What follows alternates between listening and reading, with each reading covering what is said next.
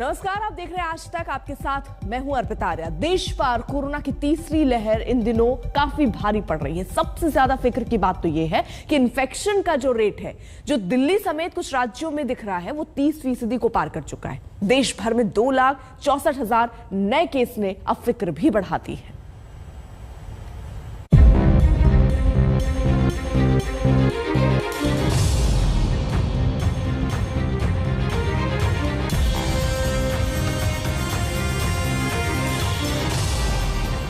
देश में कोरोना की तीसरी लहर कहर बरपाने लगी है।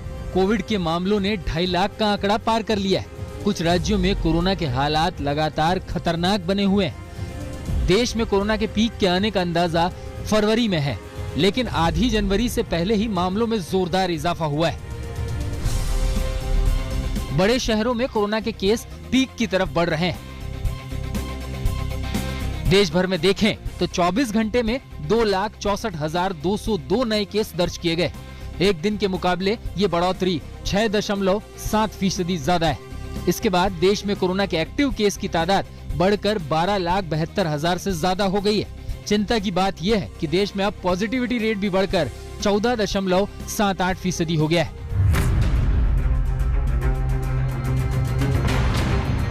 देश की राजधानी में कोरोना की रफ्तार थमने का नाम नहीं ले रही है। 24 घंटे में यहां फिर से 24,383 नए मामले सामने आए। इससे भी ज्यादा चिंता की बात रही संक्रमण दर, जो 30.64% रही, यानी टेस्ट में हर तीसरा मरीज पॉजिटिव निकल रहा है। दिल्ली में एक बार फिर वीकेंड कर्फ्यू लागू हो गया है, जो सोमवार की सुबह 5 बजे तक रहेगा। 55 घंटे फिर दिल्ली बंद रहेगी। दिल्ली के सीएम अभी भी भरोसा दे रहे हैं कि चिंता की बात नहीं है, क्योंकि कम मरीज अस्पताल जा रहे हैं।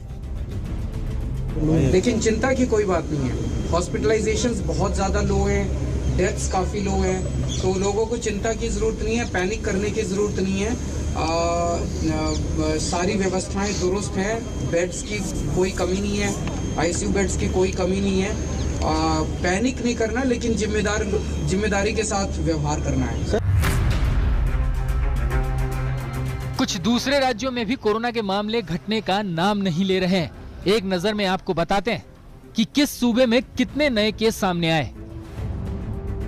यूपी में रिकॉर्ड तोड़ 16,016 नए केस सामने आए। इसमें अकेले लखनऊ में 2,209 नए मामले आए। गाजियाबाद में 1,888 और नोएडा में 1,817 केस आए। झारखंड में 3,749 केस सामने आए। बंगाल में 22,645 नए केस आए और पॉजिटिविटी रेट बढ़कर 31.14% हो गई है। मुंबई में केस कुछ कम पड़ते दिख रहे हैं। 24 घंटे में तादाद रही 11,317, लेकिन पॉजिटिविटी रेट यहाँ भी 21 है। तमिलनाडु में 23,459 केस सामने आए और 26 की मौत हो गई है। केरल में भी 16,338 नए केस सामने आए। कर्नाटक में 28,723 नए केस सामने आए, जिनमें 20,121 अकेले बेंगलोर में हैं। हरियाणा में भी 8,841 नए केस सामने आए। यहाँ पॉजिटिविटी रेट 17% से ऊपर है।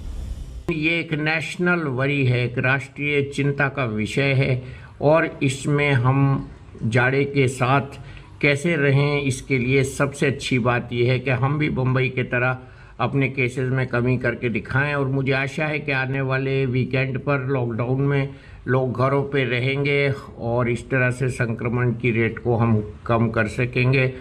अभी 3 में से 1 हो जाएगा संक्रमण वाला व्यक्ति, तो इसको हमें कम करना है।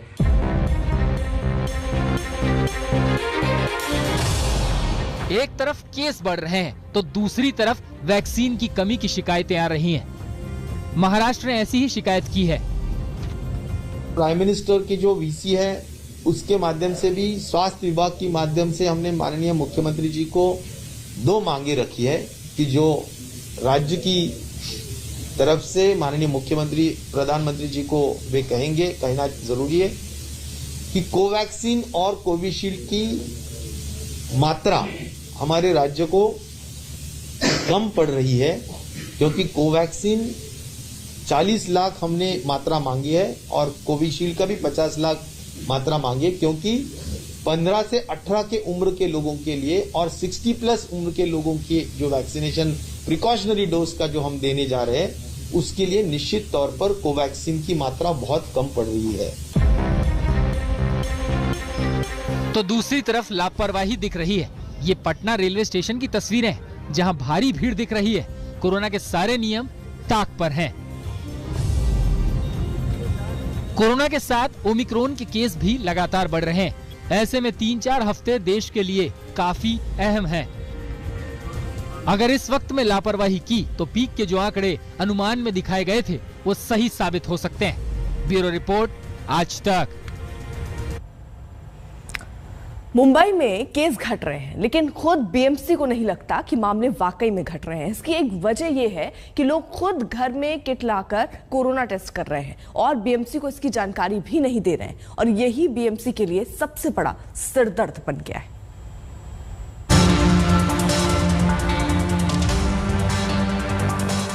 मुंबई में शुक्रवार को एक बार फिर कोरोना के केस घट कर आए हैं। पिछले एक हफ्ते के आंकड़े अगर देखें तो सिर्फ एक दिन को छोड़कर मामले कम होकर ही आ रहे हैं।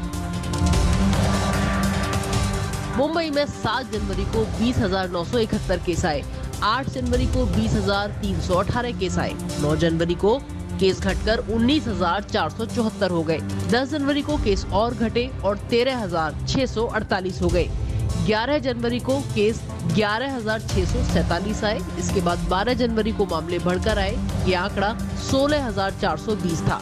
13 जनवरी को केस फिर घटे और 13,702 केस आए। इसके बाद 14 जनवरी को भी घटकर 11,317 पॉजिटिव केस आए हैं। मुंबई में पिछले एक हफ्ते में जिस तरह से एक दिन को छोड़कर मामले घटे हैं, उससे इस चर्चा ने जोर पकड़ लिया कि क्या मुंबई में कोरोना के मामले कम होने लगे हैं। पर बीएमसी के मुताबिक इसकी एक वजह हो सकती है कि लोग खुद ही घर पर किट लाकर कोरोना का टेस्ट कर रहे हैं और बीएमसी को इसकी सूचना नहीं दे रहे। अब बीएमसी ने ये रोकने के लिए सेल्फ टेस्टिंग किट को लेकर गाइडलाइंस जारी की है, जिसके मुताबिक होम एंटीजन टेस्टिंग किट के निर्माता, सप्लायर और विक्रेताओं को रोजाना बीएमसी और एफडीए को बताना होगा कि उन्होंने कितनी किट मुंबई के मेडिकल स्टोर्स और केमिस्ट को बेची। सभी केमिस्ट और मेडिकल स्टोर्स को हर शाम 6 बजे तक ग्राहकों को बेची गई किट की डिटेल बीएमसी को देनी होगी। साथ ही उन्हें ग्राहकों को ये बताना होगा कि अगर वो पॉजिटिव आए तो आईसीएमआर को रिपोर्ट करें या फिर ऐप पर अपडेट करें। एंटीजन के टेस्ट जो लोग अपने आप में अपने घरों में कर रहे थे और सरकार को जानकारी नहीं दे रहे थे, वो भी अभी एफएनडी वालों को हमने कहा है कि जो भी एंटीजन की किट लेगा उसकी पूरी मालूमात जो है वो लिस्ट महानगर पालिका के पास होनी चाहिए, ताकि हम उनको मॉनिटर कर सके और अगर कोई पेशेंट निकलता तो उसके ऊपर उसका इलाज भी कर सके और वो बाहर ना निकले ताकि और लोगों को स्प्रेड ना हो। मुंबई में शुक्रवार को आए 11,317 मरीजों में से 84% असिम्प्टोमेटिक है। बाकी 800 मरीजों को अस्पताल में भर्ती किया गया है, जिनमें 88 को ऑक्सीजन सपोर्ट की जरूरत पड़ी है। मुंबई में बीएमसी संचालित अस्पतालों में कोरोना मरीजों के लिए रखे गए बेड में से 16.6% बेड ही भरे हैं और शुक्रवार को 22,073 मरीजों को डिस्चार्ज किया गया। बीएमसी के मुताबिक हालात पूरी तरह से नियंत्रण में है, लेकिन मुंबई में क्या मामले वाकई में घटना शुरू हो गए हैं या पीक बाकी है या फिर आकर जा चुकी है, ये तस्वीर 1-2 हफ्ते में ही साफ हो पाएगी। मुंबई से मुस्तफा शेख के साथ आज तक ब्यूरो। बढ़ रहे हैं आगे। अब यूपी में सियासत अब मंडल कमंडल की हो गई है, जिसमें कहीं ना कहीं बीजेपी के साथ सबका विकास की मुहिम को चोट लगी, क्योंकि जिस तरह से बीजेपी से नेता बागी हो रहे हैं उसने दिल्ली तक की टेंशन बढ़ा दी है। ऐसे में योगी आदित्यनाथ ने आज सियासी खिचड़ी खाई, यानी कल सियासी खिचड़ी खाई, जहां वो दलित कार्ड खेलते नजर आए। प्रमुख नेतागण आए हैं। जातीय समीकरण तय करता है यूपी की गद्दी, जातीय समीकरण तय करता है सूबे का मुख्यमंत्री। विकास, रोजगार और अपराध जैसे मुद्दे अक्सर फीके लगने लगते हैं। बीजेपी हिंदुत्व के मुद्दे के साथ मैदान पर थी, लेकिन यूपी में सियासी खेल अब खुलकर मंडल कमंडल का हो गया। तो एक तस्वीर गोरखपुर से आई, जहां योगी आदित्यनाथ दलित परिवार के घर मकर संक्रांति के दिन भोजन करने पहुंचे। इन तस्वीरों में संदेश सबका साथ सबका विकास का था। इन तस्वीरों में संदेश बागियों के उस हमले पर था जो बीजेपी पर पिछड़ों के साथ भेदभाव का आरोप लगा रही हैं। मकर संक्रांति के अवसर पर अपने इस अनुसूचित जाति के कार्यकर्ता से अमृतलाल भारती और उनके सभी परिवारजनों को हृदय से धन्यवाद देता हूं, जिन्होंने मुझे खिचड़ी सह भोज पर अपने घर में आमंत्रित किया और वे लगातार यहाँ पे विभिन्न सामाजिक मुद्दों पर कार्य करते रहे हैं। विकास के मुद्दों पर यहाँ पर लगातार आवाज़ उठाते रहे हैं। इस समता भोज में खिचड़ी भोज जो समता भोज भी है, बाबा साहब के उस संदेश को जन जन तक पहुंचाने के इस अभियान के हिस्से के तहत कार्यक्रम आज संपन्न हुआ है। यूपी में बीजेपी की वापसी ही गैर यादव ओबीसी वोट बैंक की सेंध के साथ शुरू हुई, जिसने लोकसभा में मोदी को प्रचंड बहुमत दिया तो 2017 विधानसभा में बीजेपी का वनवास खत्म किया। 2017 में बीएसपी से बीजेपी में आए स्वामी प्रसाद मौर्य अपने साथ ऐसे कई विधायकों को लेकर आए जो गैर यादव ओबीसी जातियों से हैं। वहीं आला पदों पर जातियों के हिसाब से समीकरण तैयार किया गया, लेकिन अब बगावत तेज है। बीजेपी और बागियों में आर पार की जंग है। अगर हमने मलाई खाई है जांच करवावे, हमें जेल भेजे। रही बात, हमने बार बार अलग अलग प्लेटफार्म पर, सरकार के प्लेटफार्म पर और संगठन के प्लेटफार्म पर हम सभी लोगों ने इसका ऐतराज किया, इसका विरोध किया कि दलित पिछड़ों की उपेक्षा हो रही है, आरक्षण पर कुठाराघात हो रहा है। बाबा साहब के संविधान को पूरे तरीके से तहस नहस करने का एक प्लान है, इससे रोकिएगा, नहीं तो ये पिछड़ा और दलित वर्ग के लोग पार्टी छोड़ने को मजबूर होंगे। 5 साल तो मलाई तुम खा रहे थे, 5 साल आपको कोई याद नहीं आई। कैबिनेट की जो कमेटियां बैठी थी उसमें आपने कभी आवाज़ नहीं उठाई। एक दफ़े बता दें कि आपने उसका विरोध किया। आप तो टेबल थपथपाते थे, भाषणों में आप बोलते थे, योजनाओं जब लाभार्थियों को योजनाओं का फ़ायदा देते थे तो चाबियां आप पहुंचाते थे, सर्टिफिकेट आप देते थे। तो फिर ये 5 साल बाद कारण क्या है, वो कारण तो हमें बता दो। बीजेपी हिंदुत्व के मुद्दे के साथ मैदान पर थी, जिस पर अब मंडल कमंडल की राजनीति हावी होती दिख रही है।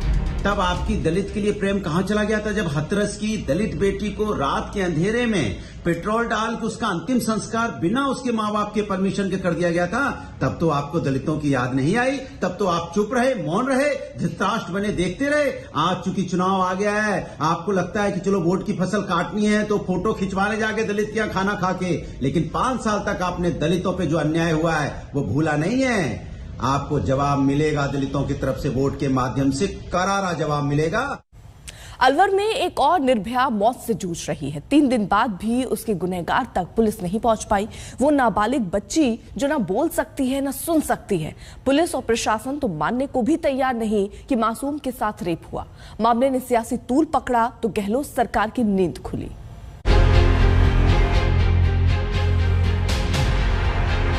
हम इंसाफ चाहते हैं, न्याय मिलना चाहिए। राजस्थान के अलवर में उस नाबालिग बच्ची को कैसे मिलेगा इंसाफ और न्याय, जिसके साथ दहशत भरी दरिंदगी करने वाले अपराधियों को 3 दिन से ज्यादा बीतने के बाद अलवर की पुलिस खोज नहीं पा रही।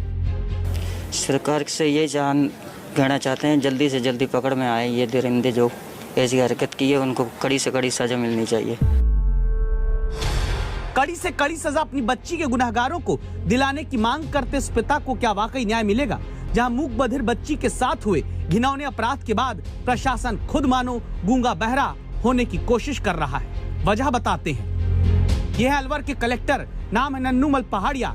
ये कलेक्टर साहब कितने गंभीर हैं अपने जिले में एक ना बोल पाने वाली और ना ही सुन पाने वाली बच्ची के साथ हुए अपराध पर। आप देखिए इनका फोकस कैसे सिर्फ अभी इस बात पर है कि इसे रेप कहो ही मत।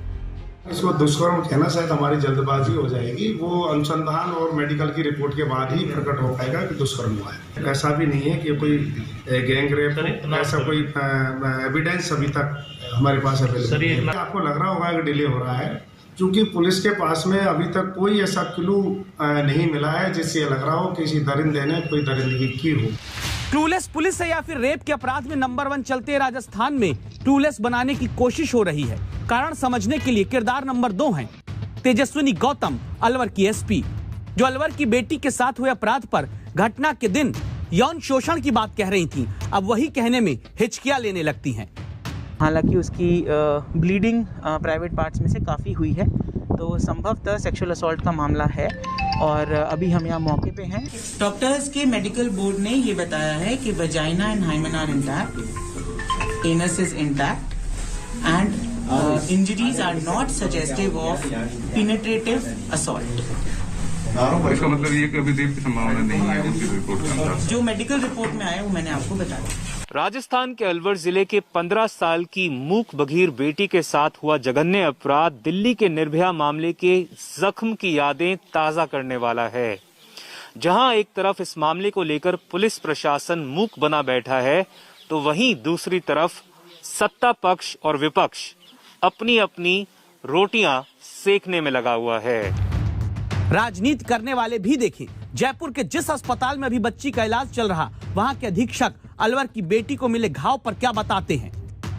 वुंड तो थोड़ा ज्यादा ही खराब तरह का था। वुंड को अच्छी तरह से रिपेयर कर दिया गया। 7-8 डॉक्टरों ने मिलकर उसको किया, जिनमें प्लास्टिक सर्जन थे, गायनी के लोग थे, और 2.5 घंटे के करीब सर्जरी चली। ज्यादा दुर्भाग्यपूर्ण बात है कि डॉक्टर जिस तरह से शब्दों का प्रयोग कर रहे थे कि हमने रिक्रिएट किया है, रिपेयर किया है, 2.5 घंटे तक 7 डॉक्टरों की सर्जरी चली है, ये अपने आप में डराने वाला है कि बेटियों के साथ, बच्चियों के साथ किस तरह से दरिंदे व्यवहार कर रहे हैं। और सूबे की जो महिला विकास मंत्री हैं वह कह रही हैं कि सरकार के साथ साथ समाज की भी जिम्मेदारी है। निश्चित रूप से समाज की जिम्मेदारी है, मगर सरकार में आप बैठे हैं तो ये बताना होगा कि राजस्थान में सबसे ज़्यादा अत्याचार महिलाओं के खिलाफ क्यों होता है, इसकी जिम्मेदारी सरकार को तय करनी होगी। जिम्मेदारी राजस्थान में कैसे तय होती है, ये भी हम आपको दिखाते हैं। अलवर के कलेक्टर साहब को अपने जिले में एक मूक बधिर नाबालिग बच्ची से हुए अपराध पर दूसरी बच्चियों का आवाज उठाना भी नागवार है। आप इसे जरूर सुनिए। बात करो, आपकी बच्ची पढ़ने आई है या राजनीति कर रही है? क्या नाम है आपके पिताजी का? भरोसी जी का नंबर दो, हमारी एडीएम। अरे आप मेरी बात सुनिए, इन बच्चों को काम में मत लीजिए। आप एक पापा जी का नंबर दो, पापा जी से बात करें इसके से। 3 दिन बाद जो अलवर में अपराधी नहीं खोज पा रहे, फिलहाल वो आवाज उठाने वाली बच्चियों के पापा का फोन नंबर जरूर खोज रहे हैं, ताकि इन बच्चियों को डरा सके, दबा सके। ये उस राजस्थान की कहानी है जहां मुख्यमंत्री ही गृह मंत्री भी हैं। अलवर से देवंकुर वधावन के साथ शरद कुमार, जयपुर आज तक। चुनाव के ऐलान के बाद भी यूपी की योगी सरकार बदमाशों की जमकर खबर ले रही है। नोएडा में पुलिस को अंदेशा है कि बदमाश चुनाव में गड़बड़ी कर सकते हैं। पुलिस ने इसका तो तोड़ निकाल लिया। पुलिस दल बल के साथ इन बदमाशों के घर धमक रही है और थमा रही है रेड कार्ड। पहले क्या क्या खेल खेले जाते थे, अब योगी जी की सरकार ऐसे अपराधियों के साथ जेल जेल खेल रही है।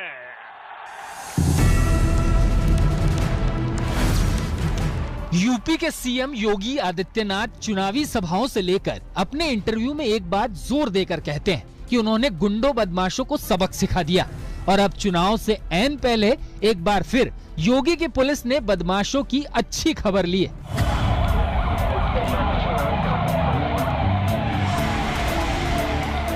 देखिए, नोएडा में पूरा पुलिस का अमला रोड पर उतरा है। इसका मकसद भी खास है। मकसद ये है कि कहीं चुनाव में बदमाश गड़बड़ी ना करें, इसके लिए उनको चेताना। इसका तरीका भी खास निकाला गया है। देखिए कैसे बदमाशों के घर घर जाकर पोस्टर चस्पा किए जा रहे हैं। पुलिस के हाथ में कुछ रेड कार्ड भी हैं। हर बदमाश के घर जाकर रेड कार्ड थमाए जा रहे हैं। रेड कार्ड यानी साफ चेतावनी कि चुनाव में गड़बड़ी से बाज आएं। गड़बड़ी फैलाने वाले लोग होते हैं या जहां पे कभी कोई परेशानी हुई हो, इन सभी जगहों को चिन्हित करके उनके विरुद्ध जो भी वहां पे प्रिवेंटिव एक्शंस हो सकता है, हम लोग ऑलरेडी कर रहे थे। अनाउंसमेंट के बाद से ये चीज और भी इंटेंसिफाई हो गया है और जितने इस तरह के हमारे हिस्ट्री सीटर्स हैं, एक्टिव क्रिमिनल्स हैं, जो वांटेड क्रिमिनल्स हैं, इस तरह के जितने लोग हैं, इनके विरुद्ध हम लोग लगातार दबिशें दे रहे हैं, इनको ढूंढ रहे हैं, जो मिल रहा है उसको, उसके एंटीसीडेंट्स को वेरीफाई कर रहे हैं। उसकी सारी गतिविधियों पे हमारी बहुत पैनी नजर है। हमारे बीट कांस्टेबल से लेकर के तमाम लोग, सभी लोग सड़कों पे हैं, सारे अधिकारी सड़कों पे हैं। नोएडा पुलिस ने जिले के तमाम अपराधियों की फहरिस्त तैयार कर ली है। इनमें हिस्ट्री सीटर, गैंगस्टर, जिला बदर तमाम अपराधी शामिल हैं। अब हर बदमाश के घर दबिश दी जा रही है। जनता अगर बदमाशों के बारे में खबर देना चाहे तो एक ऐप भी लॉन्च किया गया है। एक सी विजिल ऐप है, C-Visil। ये बेसिकली सभी प्लेटफॉर्म पे उपलब्ध है, आप उसको डाउनलोड कर सकते हैं और उसमें जो फीचर्स हैं उसके हिसाब से आप किसी भी जगह पर जाकर वहां अगर कोई भी चीज रिपोर्ट करना है तो उसकी सारी चीजें आप उसमें डाल करके आप हमें भेज सकते हैं। और आपका, चूंकि आपका कोई आइडेंटिटी हम कहीं डिस्क्लोज नहीं करते और आपके पास आप कहां से आ रहा है हमारे पास पता भी नहीं चलता, और हम लोग बड़े आसानी तरीके से इस तरह के पोटेंशियल डिस्टर्बेंस वाले इश्यूज को हैंडल करते हैं। पुलिस इस तरह से मुस्तैद रही तो कम से कम निष्पक्ष चुनाव को कोई नहीं रोक पाएगा। आगामी विधानसभा चुनावों को देखते हुए नोएडा पुलिस ने कमर कस ली है। जगह जगह पर पुलिस फ्लैग मार्च कर रही है। अर्धसैनिक बलों को और पुलिस पीएसी के साथ फ्लैग मार्च किया जा रहा है। खास बात यह है कि नोएडा पुलिस ने अपराधियों पर नकेल कसने के लिए ऑपरेशन रेड कार्ड चलाया है, जिसके तहत इलाके के बदमाशों और हिस्ट्री शीटर को पाबंद किया जा रहा है ताकि वो किसी भी असामाजिक गतिविधि को अंजाम न दे सके।